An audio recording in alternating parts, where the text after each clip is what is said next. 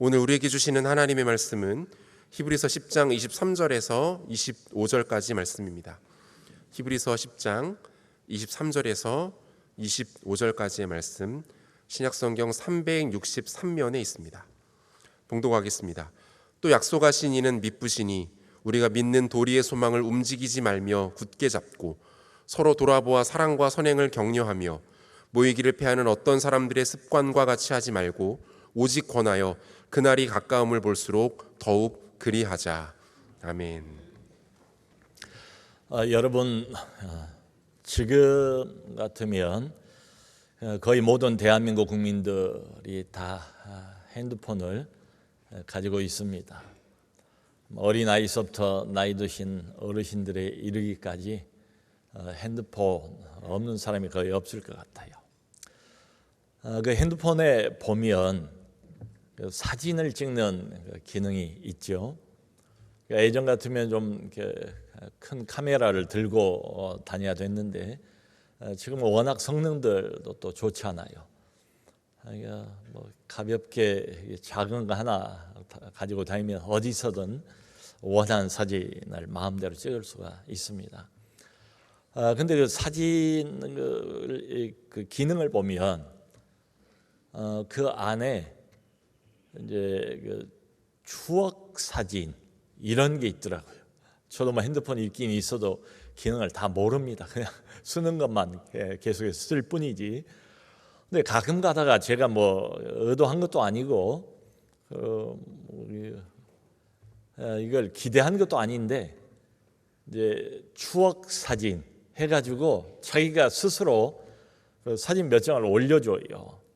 그러니까 무슨 기준으로 이 핸드폰이 스스로 사진들을 선정을 했는지 모르겠어요.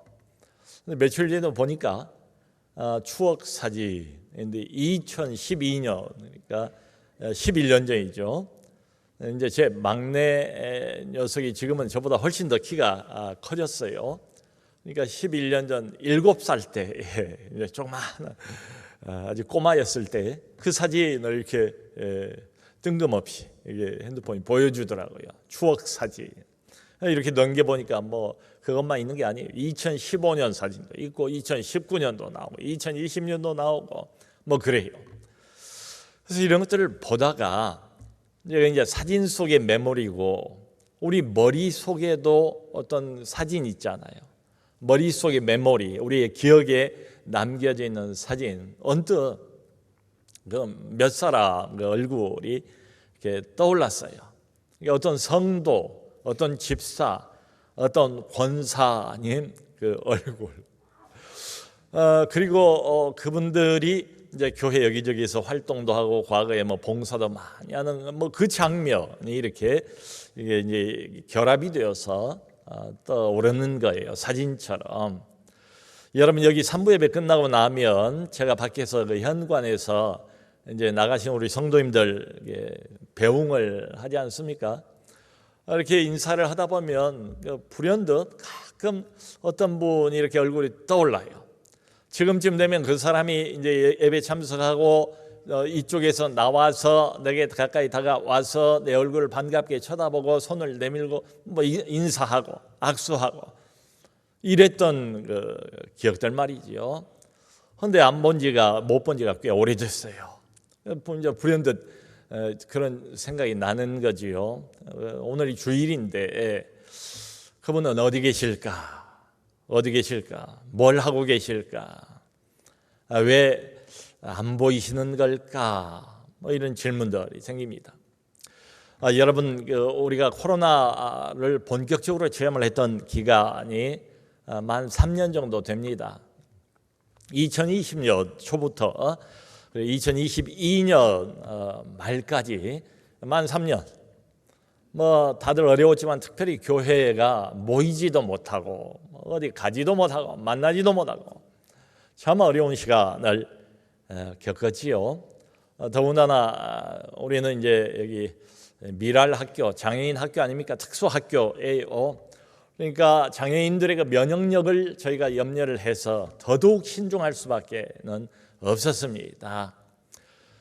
그래서 좀 어려워지면 저쪽에 있는 교회 지하 본당에 가서 그냥 본당에서 그냥 예배를 드리는 거예요.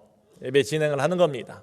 그리고 또 조금 풀리면 이제 바로 이 장소 여기입니다. 여기 와서 카메라 앞에서 이제 기계를 쳐다보면서 이제 혼자 이야기를 하는 거죠. 예배를 진행을 하는 거죠. 참 여기가 얼마나 넓습니까? 근데 이 넓은 공간에서 카메라 쳐다보고 참 기계 앞에서 혼자 말을 하려고 하니까 이게 쉽지가 참 않아요. 마치 허공에 대고 말을 하는 것처럼 혼자 무슨 독백을 하는 것처럼 참 이렇게 공허한 느낌을 지울 수가 없었지요. 그래도 참 고맙지요. 인터넷이 없었으면 어쩔 뻔했습니까? 근데 조금 지나다가 또 이게 장소가 넓잖아요. 거리가 넓잖아요. 그럼에도 불구하고 이 앞에다가 커다란 가림막을 또 치고 예배를 드렸어요. 왠고하면 정부의 지시입니다. 당국의 지시를 또 따라서 그렇게 한 거예요. 교회가 워낙 구설수에 오르고 도마에 오르다 보니까 교회가 좀 앞장서서 지킬 걸 지켜야 되겠다. 그러다 보니까 이제 그렇게 한 거예요. 참 아닌 게 아니라 그 3년을 어떻게 지내왔는가 생각을 해보면 참 온라인 이게 없었더라면 어쩔 뻔했나. 말 그대로 온라인이니까 선 아닙니까? 줄 아닙니까? 마치 이것이 무슨 생명줄이나 되는 것처럼 이걸 붙잡고 3년을 참 잘 견뎌 온 것 같아요. 그러면서 참 감사한 게 뭔가 하면 그 3년 어간에 우리가 제대로 만나지도 못하고 예배 모임도 못 가졌어요. 근데 그 와중에도 참 이 하나님의 특별한 은혜라고 생각을 합니다. 우리 교회의 소그룹 목장 모임은 처음에는 듀오로 하다가 나중에는 줌으로 다 또 열심히들 하시더라고요. 참 고마웠습니다. 아쉬운 것도 있고 인터넷 온라인으로만 하니까 좀 부족함을 느낀 것도 있지만 그게 어디예요? 그래도 매주마다 인터넷 통해서라도 목장 식구들 얼굴을 볼 수 있고 안부를 물을 수가 있으니까요. 그리고 또 인터넷이긴 하지만 함께 모여서 기도 제목도 나누고 또 나눈 기도 제목 열심히 기도하고 응답받은 거 기도 응답의 기쁨도 함께 온라인 모임을 통해서 나눌 수 있고 정말로 감사하지요. 여러분 코로나 기간 동안에도 우리 풀타임 교역자들이 빼놓지 않고 한 게 있어요. 코로나 이전에도 했고 그리고 코로나 이후 지금도 했고 어제도 했어요. 그게 뭔가 하면 토요일 날 아침에 모여서 일주일 동안 한 주간 지나면서 우리가 사역을 열심히 했는데 하나님께서 우리의 사역 현장에 베풀어 주신 은혜가 어떤 특별한 은혜가 있는가? 그러니까 이제 우리가 두 가지로 질문을 던지는 겁니다. 하나님이 한 주간 지나가면서도 우리 교구에 우리 각 목장에 또 우리 각 개인 성도의 가정에 어떤 은혜를 베푸셨는가? 그리고 하나님이 어떤 방식으로 어떻게 역사하셨는가, 섭리하셨는가, 간섭하셨는가, 어떻게 은혜를 주셨는가, 이걸 나누는 거예요.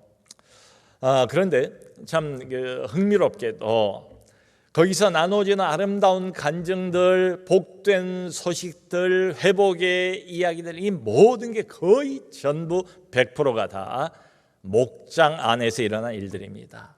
소그룹, 그러니까 모임이에요.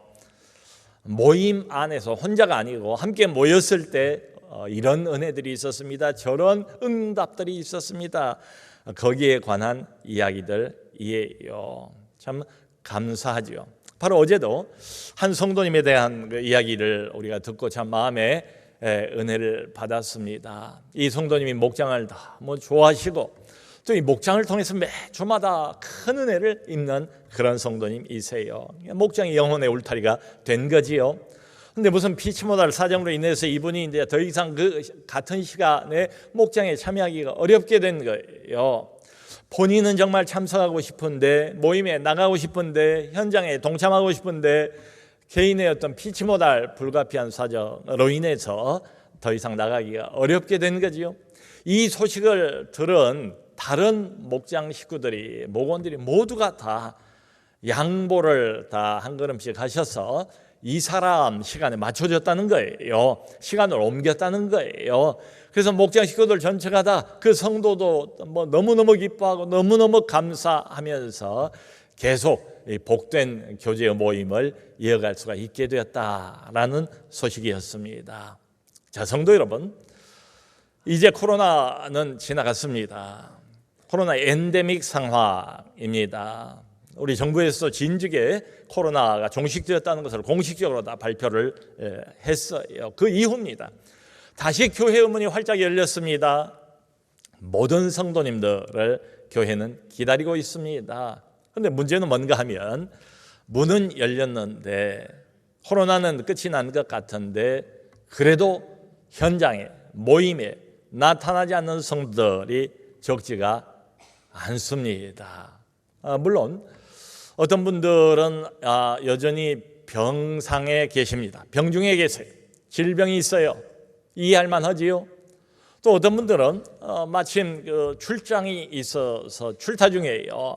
말씀을 들어보니까 참 고마운 것 중에 하나, 이 온라인 인터넷 앱에 이게 유용한 것 중에 하나가 멀리 해외로 출장을 가도 실시간으로 여기에 접속을 해서 온라인 예배에 동참을 할 수가 있다는 거예요.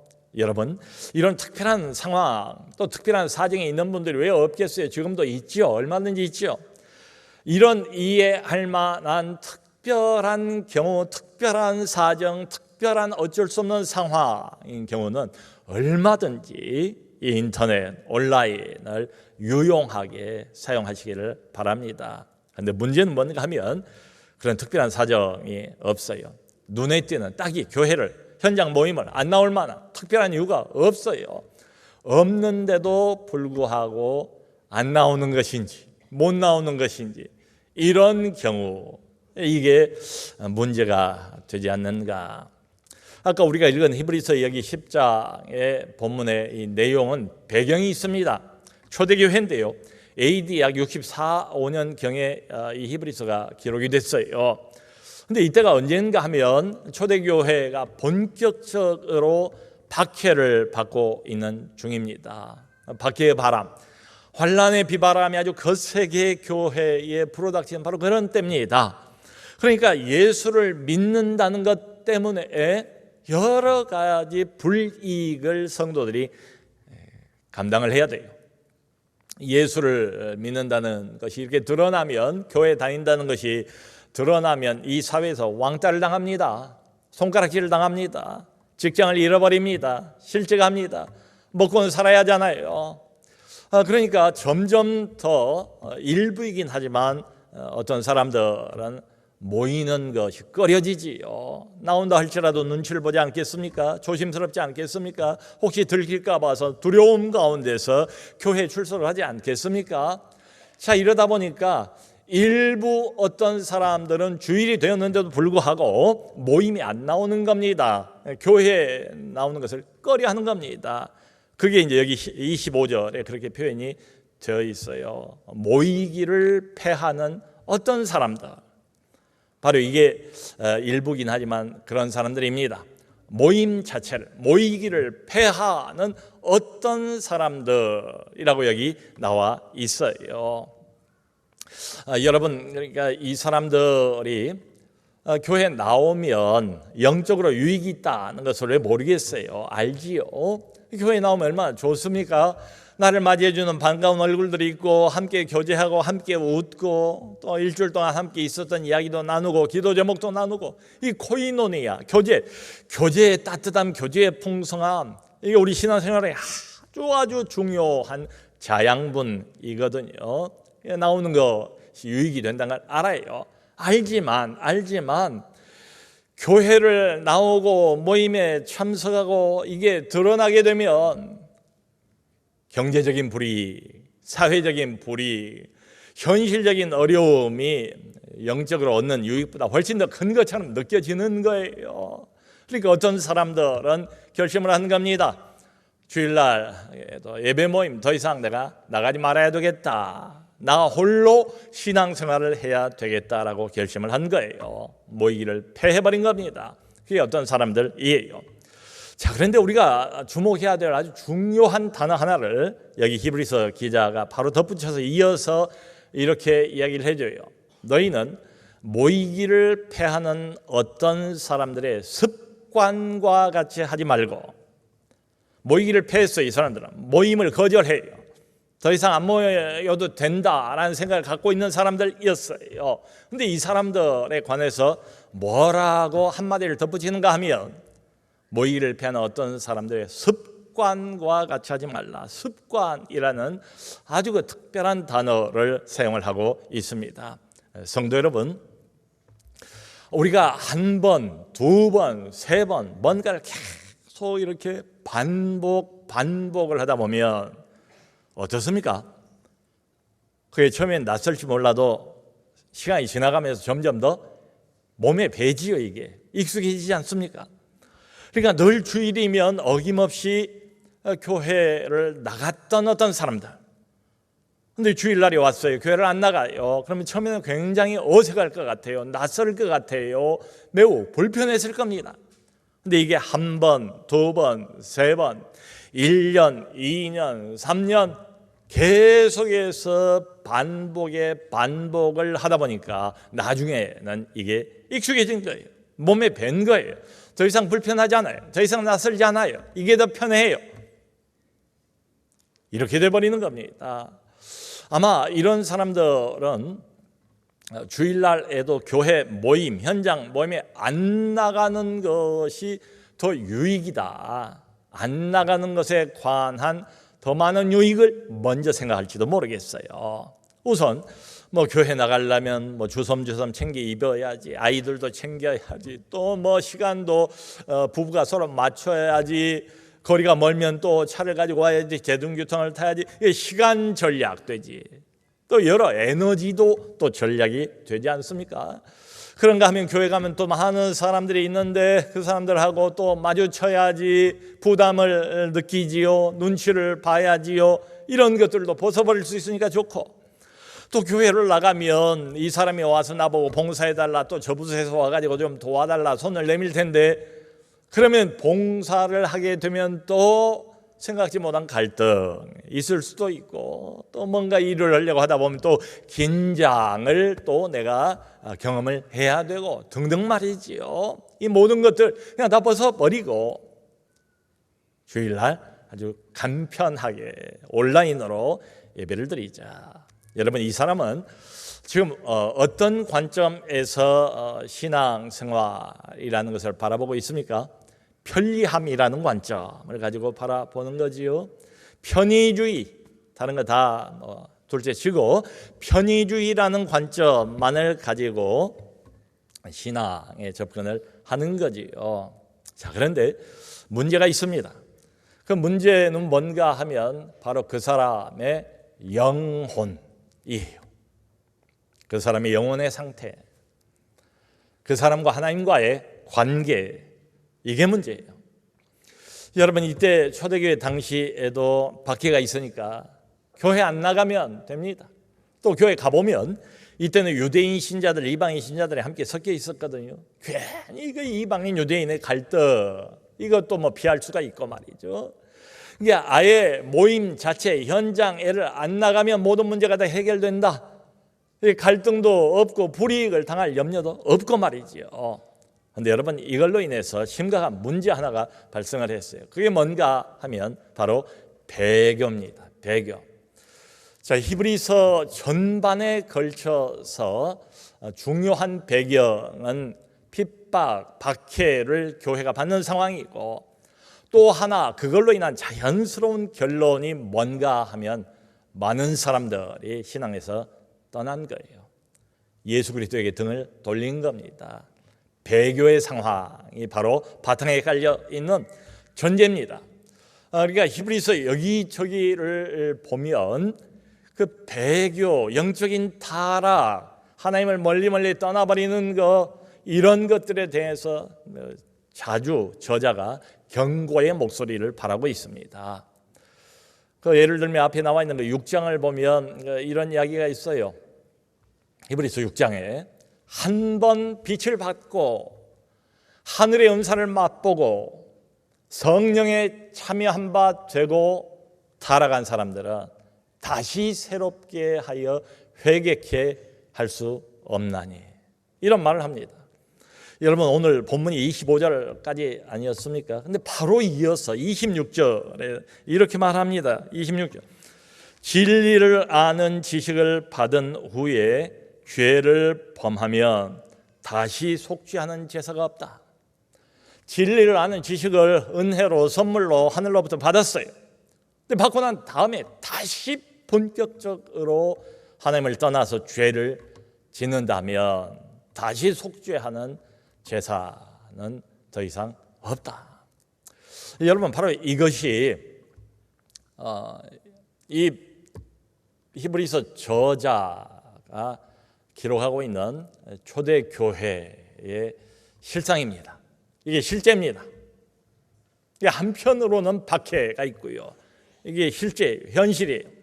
또 한편으로는 이것의 자연스러운 결과로 배교가 있어요. 자, 그런데 주목할 것은 이런 배교가, 여러분, 초대교회가 얼마나 성령 충만한 교회였습니까?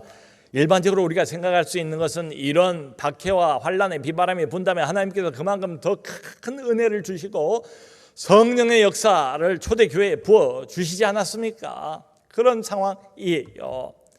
자, 그러므로 우리가 주목할 것은 이런 배교가 어느 날 갑자기 벌어진 현상은 절대로 아니다. 쭉 추적을 해보면 이게 어디서부터 시작이 됐는가? 결국은 딱 한 지점부터 시작이 된 겁니다. 교회 모임에 안 나가는 거예요. 현장에 안 찾아가는 거예요. 교회는 열렸고 사람들은 모이고 오기를 바라고 손을 내밀었지만 그 손을 더 이상 잡지를 않는 겁니다. 여러 가지 이유로 말이죠. 자, 이러다 보니까 이런 경우에 이 사람은 교회의 영향, 영적인 영향, 이걸 받기보다는 우리가 뭔가로부터 계속 영향은 받아요. 세상의 영향을 많이 받게 되겠죠. 어둠의 영향을 많이 받게 되기 마련이죠. 여러분, 이러다 보니까 이런 일들, 배교의 상황이라든가 영적인 타락이라든가 하나님과 점점 멀어진 이런 일들이 그저 내가 깨어 있는데, 내가 뻔히 쳐다보고 있는데 내 눈앞에서 이런 일이 벌어지진 않아요. 나도 모르는 사이에, 시간이 흘러가면서 나도 모르는 사이에 하나님과 점점 멀어지게 되고 그 영혼이 점점 어둠 속으로 빨려 들어가게 되는 거지요.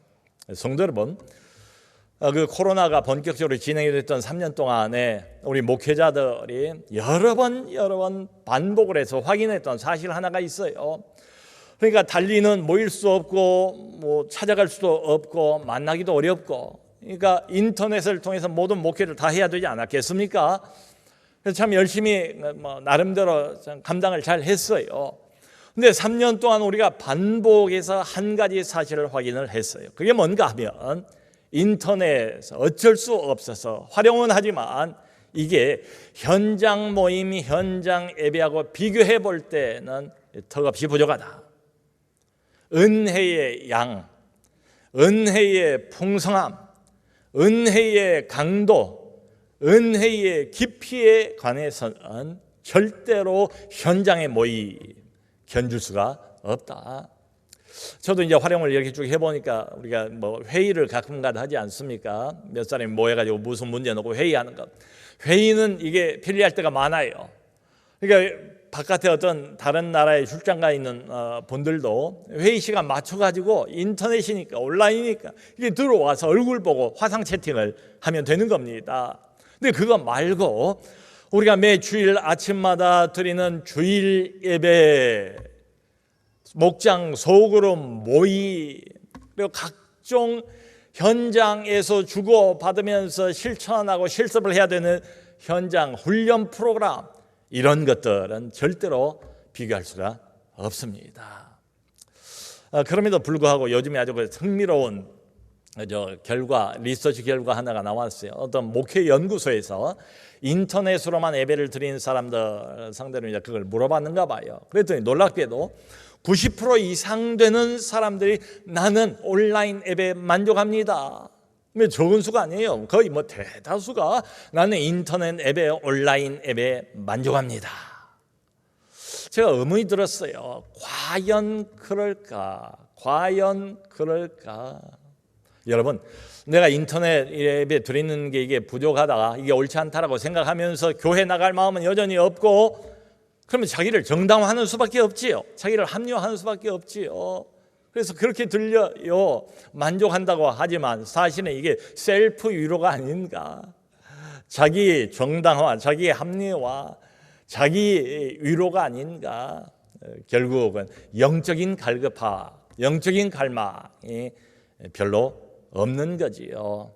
성도 여러분, 우리 모두는 다 예외가 없습니다. 다 약한 자들입니다. 자기의 신앙을 과대평가하면 안 돼요. 화로에 숯이 들어가서 아주 불이 붙어가지고 화로 안에서 타고 있습니다. 그런 화로를 한번 상상을 해보세요. 여러분, 화로 안에 다른 여러 숯들과 함께 모여 있을 때는 그냥 대단한 화력을 뽐내면서 숯이 화를 타오르지 않습니까? 근데 그 중에서 하나를 따로 끄집어내서 밖에 놔두면 어떻게 됩니까? 얼마 못 가서 불이 꺼져버리죠. 불이 꺼질 뿐만 아니라 그리고 폴폴 불은 붙이지를 못하고 연기만 그 숯이 내지 않겠습니까? 그런 거예요. 사탄은 이때나 지금이나 줄기차게 오직 한 가지 집념을 가지고 우리에게 접근합니다. 어쨌든 하나님과 우리 사이를 떼어놓으려고. 그 전략 중에 하나, 사단이 이때나 지금, 그때나 지금이나 사용을 하는데 매우 잘 먹혀 들어가는 사단의 전략 하나가 있어요. 그게 뭔가 하면 흔히 분할 통치 전략 이렇게 부릅니다. 분할 통치 전략. 모여 있으면 안 돼요, 이 사람들아. 어쨌든 흩어져. 따로따로 개별적으로 분리를 해놓는 게 이게 필요합니다. 이게 관건이에요. 모여 있으면 성령의 불이 붙거든요. 모여 있으면 은혜의 불로 활활 타오르거든요. 모여 있으면 안 그러다가도 다시 하나님의 임재와 하나님의 능력을 경험을 하면서 사람들이 회복이 되는 거예요. 살아나는 거예요, 영혼이. 그러니까 어쨌든 첫 번째 전략은 뭔가 하면 교회 울타리로부터 이 사람들 떼어놓는 것, 각자를 서로 멀리 떼어놓는 것, 이걸 처음부터 시도를 해야 하나님으로부터도 결국 멀리 떼어놓을 수 있다. 분할 통치 전략입니다. 성도 여러분, 하나님께서 우리를 하나님에게로 먼저 부르시잖아요. 어둠 속에서 어둠을 질주하고 있던 우리들을 하나님이 다 부르시잖아요. 하나님이 일단은 자기 자신에게로 부르시지 않습니까? 세상을 향하여 가고 있는 우리 영혼을 하나님 자신에게로 끌어당기시지 않습니까? 자, 그런데 우리 하나님께서 우리 영혼을 이게 부르실 때에 거의 동시에 함께 하시는 작업 하나가 더 있어요. 한편으로는 하나님께서 자기 자신에게로 우리 영혼을 부르세요. 근데 다른 한편으로는 하나님이 자기에게로 영혼을 부르시자마자 교회라는 그리스도의 몸, 공동체, 우리 영혼의 울타리, 우리 영혼의 방패, 우리 영혼의 안전지대인 교회 안으로 우리를 집어넣습니다. 이 두 가지를 우리 하나님은 동시에 하세요. 그러니까 하나님 자신에게로 부르시면서 동시에 그건 무슨 말인가 하면 하나님께서 우리를 홀로 내버려 두지 않으신다. 우리의 연약함을 아세요. 우리의 부족함을 아세요. 공동체, 이 특별한 그리스도의 몸, 공동체, 모임, 교회 안으로 우리 영혼을 쏙 하고 집어넣으세요. 아, 목사님, 저는 괜찮은 것 같습니다. 다른 사람은 몰라도 나는 그냥 이렇게 온라인 앱에 만족합니다. 과연 그럴까요? 자기 생각은 그럴 줄 모르겠어요. 근데 과연 주님도 거기에 만족하실까요? 우리 영혼을 구원하시고 우리 영혼을 책임지고 계시는 그분, 우리 영혼을 앞장서 끌어가시는 그분도 내가 매주마다 특별한 이유도 없는데 그저 기계 앞에서 카메라 앞에서 예배드리면서 점점 영혼이 연약해져 가고 있는 것을 하나님이 뻔히 보시는데 우리 주님도 잘한다, 계속해라, 만족하실까? 그럴 것 같지는 않아요. 여러분 요즘 들어서 그 인터넷이라든가 뭡니까 그 유튜브 기능이 얼마나 더 그 풍성하고 다양합니까? 요즘 보니까 젊은 사람들은 그 무슨 학습하는 거 공부하는 것도 다 유튜브로 하더라고요. 또 좀 심심하면 유튜브에 각종 오락거리들, 엔터테인먼트 뭐 이런 게 얼마나 풍성합니까? 정말 이거 하나 가지고 있으면 뭐가 없어도 이거 없고 저거 없어도 괜찮다는 생각이 들 정도예요. 근데 질문은 이겁니다. 내 영혼도 거기에 만족할 수 있는가? 내 영혼에 필요한 양식도 이거 하나 붙들고 있으면 다 충만한가? 충족한가? 과연 그런가? 그런 것 같지 않아요. 저는 가끔 가다가 지난 세기 아주 탁월한 설교자였던 닥터 마틴 로이드 존스 목사님의 애화, 그 간증 생각이 나요. 그분이 심호하고 있던 교회 바로 옆에 나중에 알게 된 거지요. 우리나라에는 뭐 별로 그런 게 없습니다만 서양에는 그저 사탄 교회라는 게 있어요. 사탄 교회를 섬기는 사람들도 있어요. 그 사탄 교회를 섬기는 영매, 그러니까 우리로 보면 무당이지요. 여자이제 무당입니다. 그 사람 집이 바로 옆에 있었다는 거예요. 근데 나중에 이제 그 사람이 아주 독실한 크리스찬 집사가 됐어요. 이제 회개를 하고 회심을 한 거예요. 하나님의 은혜로. 그리고 본인이 이제 그 이야기를 간증을 한 내용입니다. 근데 어느 날 자기도 이제 그 일종의 영적 지도자니까 늘 거기 가서 섬기고 이제 어둠의 왕국을 섬긴 사람이에요. 어둠의 왕인 사탄을 주인으로 섬기는 사람, 어둠의 파워로 이게 꽉 차 있는 이런 사람이지요. 근데 몸이 아파가지고 어떤 그 주일날 거기를 못 갔다는 거예요. 근데 바로 옆에 사람들이 주일날이니까 예배하러 뭐 속속 몰려들지 않겠어요? 그 전부터도 그게 궁금했다는 거예요. 저기는 하나님이라는 신을 섬긴다고 하는데 사람들이 주일날만 되면 성경책 들고 그냥 기대하는 마음을 가지고 기쁜 얼굴을 하고 교회로 이제 쓱쓱 들어가는 걸 이제 본 거예요. 저기서는 무슨 일이 벌어지는가 이게 궁금했다는 거지요. 그게 문득 그 생각이 나서 멀리 있는 자기 사탄 교회는 못 가지만 가까이 있는 이 교회는 몇 발짝이면 가니까 이 사람이 난생 처음으로 자기 발로 교회 문을 넘어선 거예요. 그리고 이제 이 사람 이야기 이랬습니다. 누가 뭐 이렇게 뭐 자세하게 안내를 한 것도 아니고 뭘 일러준 것도 아니고 교회에 대해서 하나님에 대해서 아무것도 몰라. 오히려 그 반대 쪽에 서서 어둠의 왕국을 열심히 섬겼던 사람이에요. 근데 그 사람이 자기가 교회 문간을 들었으면 여기 우리처럼 지금 사람들이 모여서 예배하고 있지 않겠습니까? 예배를 하고 있는 거예요. 근데 그 안에 자기가 그냥 들어간 거예요. 근데 문간을 넘어서 교회 안으로 발을 들였는 그 순간 어떤 파워를 느꼈대요. 초자연적인 파워를 느꼈대요. 자기도 초자연적인 존재를 섬겼던 사람 아닙니까? 그리고 초자연적인 그 힘, 파워가 뭔지를 나름대로 알고 있어요. 근데 이 사람이 하는 말이 이게 참 흥미롭습니다. 근데 자기도 알고 있던 그 파워, 그러니까 일반 이성적인 뭐 이런 게 아니고 이 세상에 있는 그런 파워하고는 종류가 다르다는 걸 알아요. 자기가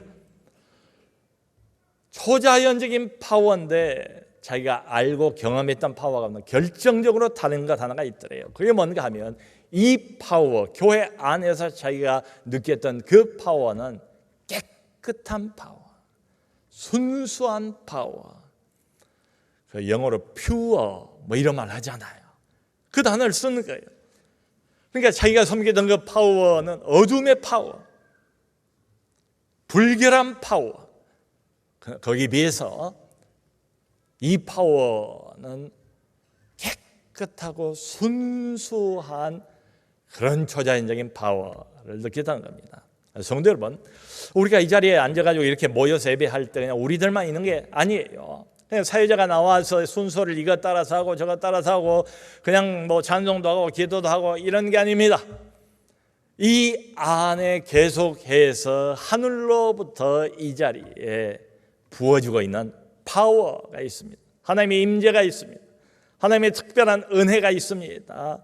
이 모든 게 다 뭔가 하면 바로 사람이 만들어낸 건 아닙니다. 이것은 무슨 우리가 기획을 한 것도 아닙니다. 이것은 모두가 다 성령의 파워지요. 혼자 있을 때는 느끼기 어려워요. 밖에 나가서는 전혀 찾아볼 수 없는 그런 파워입니다. 오직 교회에서만, 교회 모임에서만 우리가 맛보고 경험할 수 있는 독특한 파워가 있습니다. 여기 24절을 보면 이렇게 히브리 저자가 이야기를 합니다. 그러므로 우리가 서로 돌아보아 사랑과 선행을 격려하며, 여러분 예수님 오실 때가 가까이 왔대요. 서로 돌아봐야 한대요. 근데 서로 돌아보려면 일단 만나야 되지 않습니까? 사랑과 선행을 격려하라고 말했는데 서로 격려를 하려면 일단 얼굴을 봐야 되지 않습니까? 만나야 되지 않습니까? 그러니까 우리가 교회 와서 어떤 현장에서 모임을 가질 때에 이 교회 모임을 세상의 다른 어떤 모임과도 비교할 수가 없어요. 아마 우리 성도님들 바깥에 나가면 동창 모임도 있고 직장 모임도 있고 무슨 모임 여러 모임들 다 이렇게 가입이 되어 있지 않습니까? 한번 생각을 해보세요. 그 여러 모임들하고 교회 모임하고 같은 모임은 하나도 없습니다. 굉장히 독특한 모임이에요. 이 모임은 여기에 오면은 다른 무엇보다도 영적인 영향을 우리가 받습니다.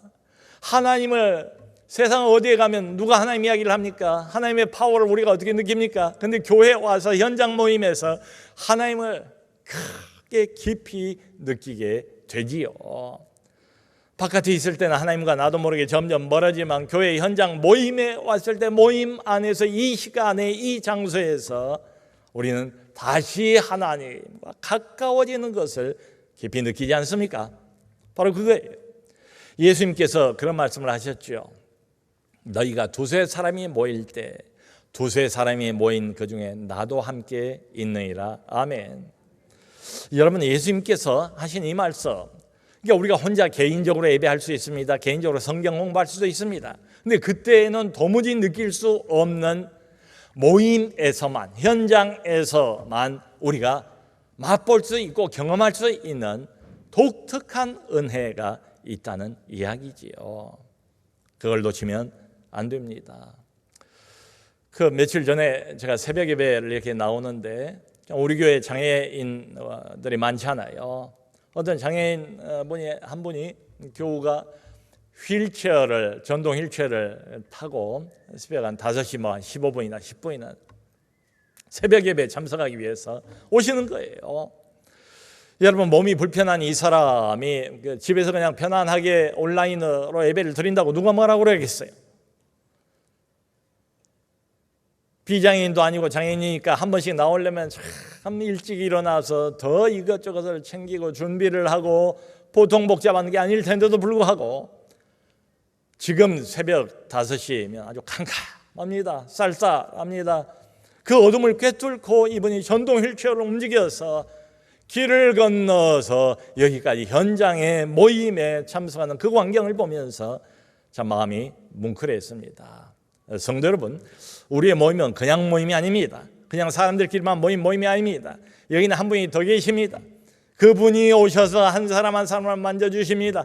상처 입은 마음과 심령들, 영혼들, 찢어져 버리고 끼어져 버린 그 영혼들을 하나하나 꿰어 맞추는 작업을 바로 이 모임에서 주님이 진행하고 있는 것으로 믿습니다. 여기는 특별한 하나님의 임재가 있습니다. 하나님의 성령의 특별한 기름 부으심이 주일 모임에, 현장 모임에 있습니다. 그러므로 성도 여러분, 이제 그만 머물러 있는 자리를 박차고 일어나시길 바랍니다.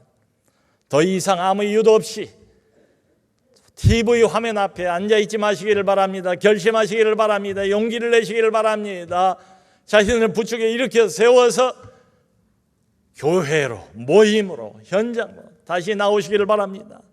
하나님이 기다리고 계십니다. 저도 기다립니다. 많은 교우들, 많은 성도님들이 여러분들을 기다리고 있습니다. 모쪼록 현장과 모임에 애써 참석하시고 더 큰 은혜, 더 깊은 은혜를 누리시는 우리 모두가 될 수 있기를 주님의 이름으로 축원합니다.